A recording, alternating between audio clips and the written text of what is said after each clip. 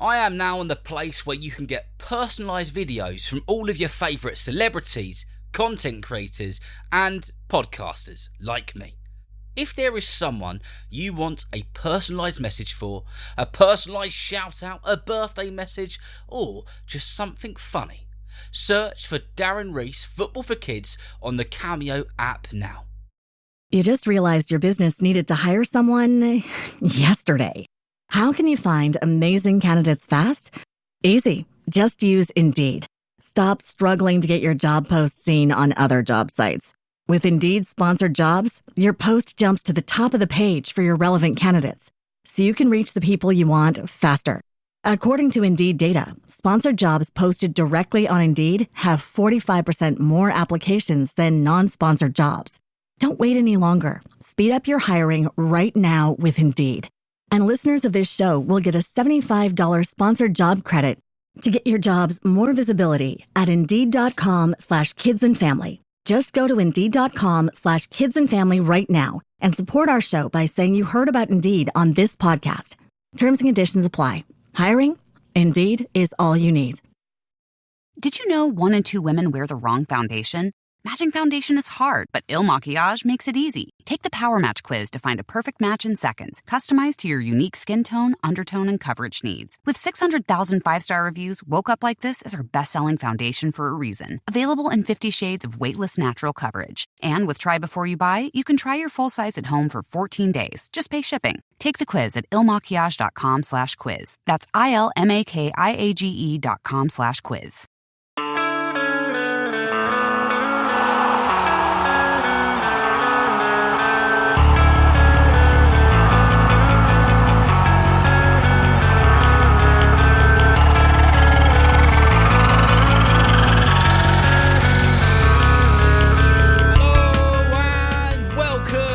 To the Football for Kids podcast with me, Darren Rees, and welcome to the grand finale of this very special Premier League Legends past and present Super Week.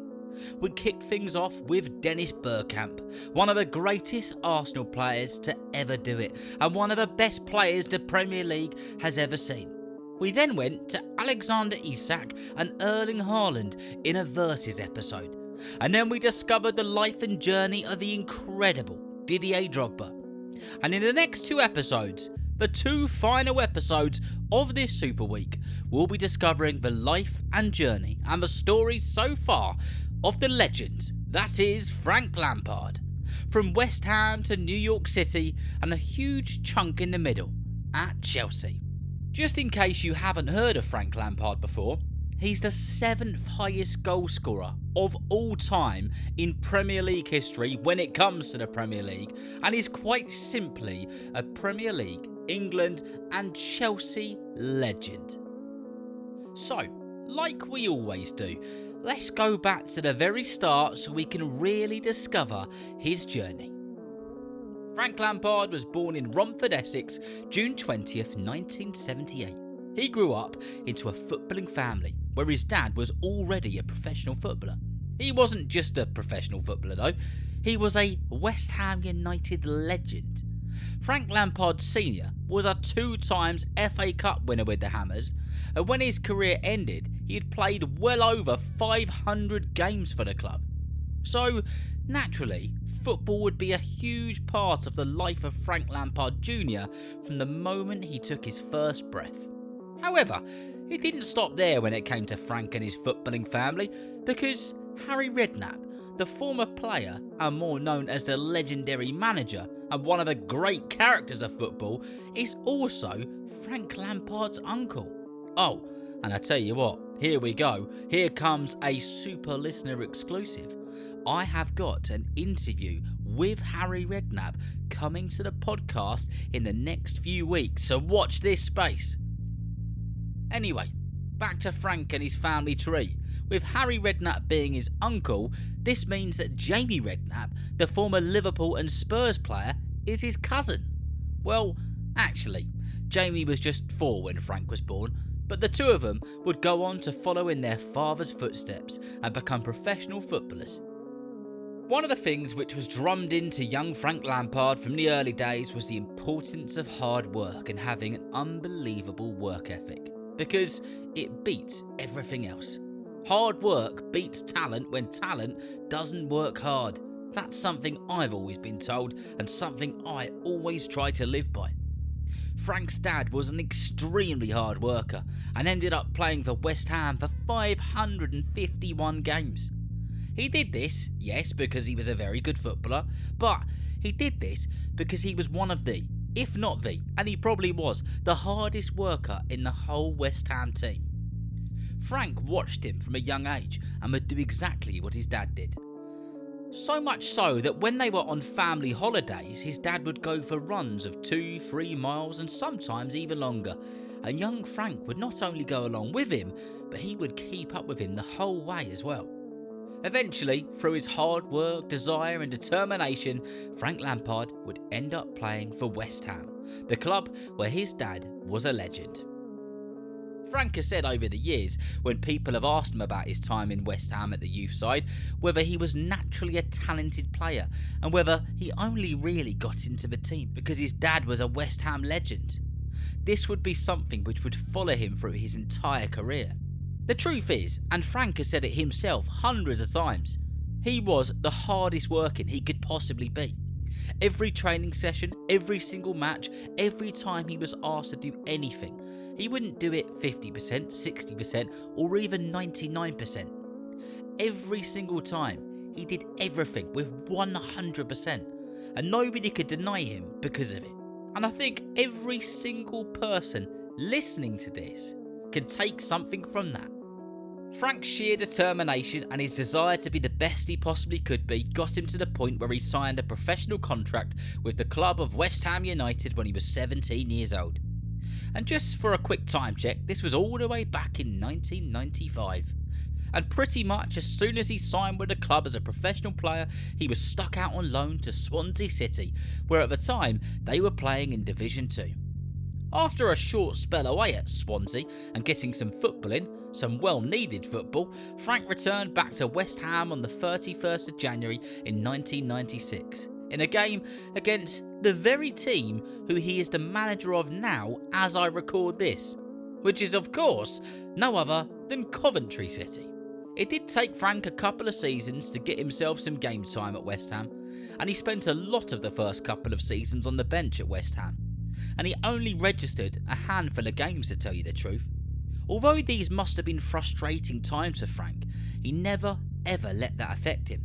If anything, he just worked even harder and became even more determined. And like anything in life, if you put the work in and you really work hard at something and you never ever give up, you will get results.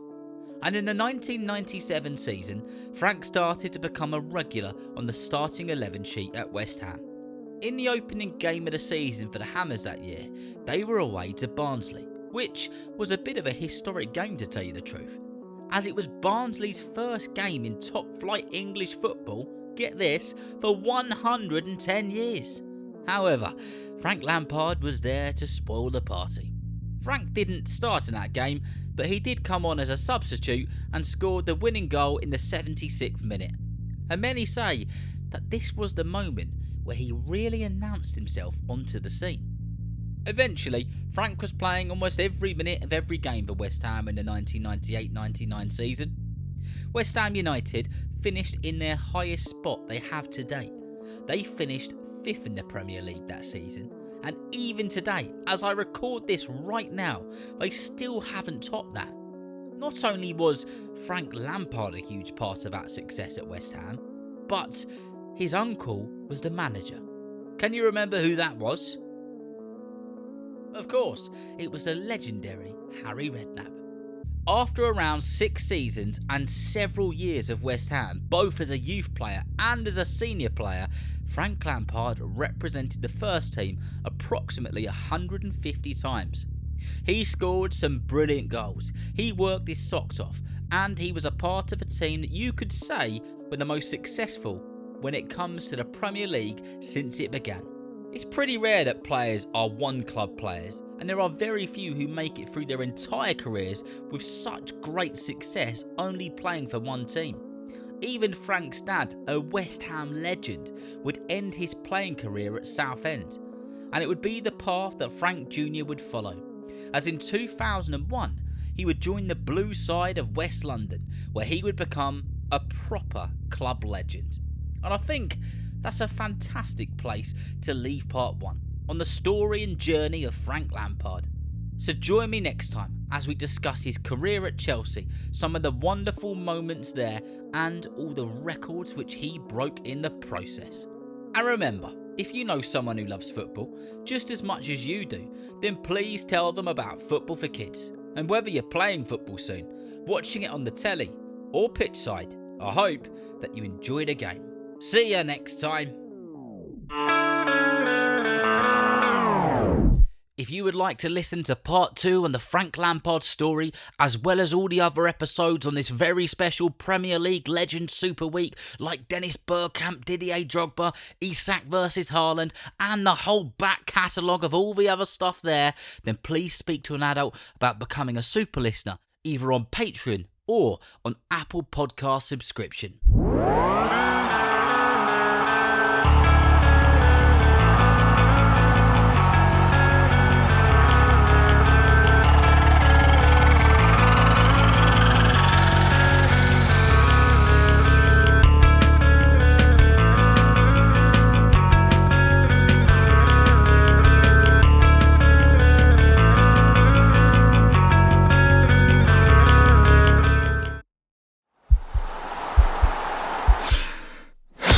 This podcast is part of the Sports Social Podcast Network.